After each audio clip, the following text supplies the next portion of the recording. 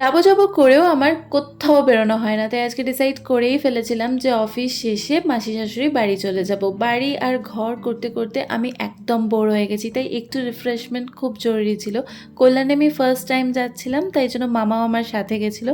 ছোটো মাসির বাড়িতে পৌঁছে যাওয়ার পরেই আমরা একটুখানি গল্প করলাম, দেন বসে পড়েছিলাম ডিনারে। পরের দিন সকালের কিছু ভিডিওস আমি তোমাদের সাথে শেয়ার করছি। সকালটা শুরু হলো আমার এই ফ্রুটস দিয়ে, তারপরে লাঞ্চ করে নিয়েছিলাম, তারপরে একটু জেঠিদের বাড়ি ঘুরিয়ে চলে এলাম। অ্যান্ড দেন আমরা এই পুচকেটার সাথে কিছুক্ষণ গল্প করে বেরিয়ে গেছিলাম গঙ্গার দিকে। ওখানে একটা সেতু আছে, নামটা মোস্ট প্রবাবলি বিদ্যাসাগর সেতু, সেই দিকেই যাচ্ছিলাম। আমি আর মিমি স্কুটি করে একটু বেরু বেরু করে নিলাম।